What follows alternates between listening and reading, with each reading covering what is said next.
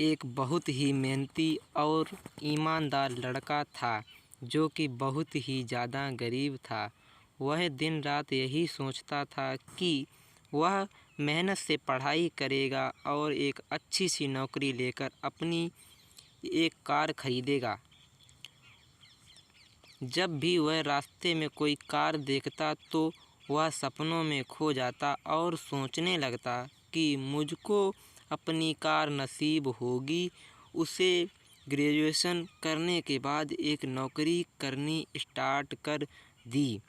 वहीं कुछ दिन बाद उसकी शादी हो गई और कुछ टाइम बाद उसका एक बेटा पैदा हो गया, लेकिन अभी तक वह कार नहीं खरीद पाया था। वह कुछ ना कुछ पैसे ज़रूर जमा करता था और एक दिन जब उसको लगा कि वह अपनी कार खरीद लेगा तो उसने अपने सारे पैसे से एक कार खरीद लिया। जो कि एक दिन वह अपने कार को खूब रगड़ रगड़ के धो रहा था, तभी उसका बेटा आया और उसने पत्थर से लिख दिया। उसने जैसे ही देखा कि वह कुछ लिख रहा था, वह उसको पीटने लगा और उसको ले जाकर कमरे में छोड़ दिया। वापस आकर वह फिर से अपने कार को धोना शुरू कर दिया।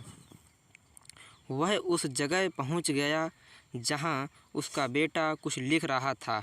फिर से देखा उसका बेटा पत्थर से कुछ लिख रहा था। उसने अपने बेटे से पत्थर से लिखा देखा, आई लव यू पापा। यह देखकर वह रोने लगा और बहुत ही ज़्यादा पछतावा करने लगा। वह कमरे में अपने बेटे के पास गया और उसको गले लगाकर बोला, आई लव यू टू बेटा।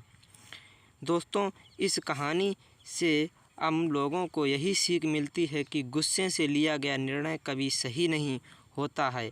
इसलिए हम ऐसा कुछ काम ना करें जिसका पछतावा हमें बाद में हो।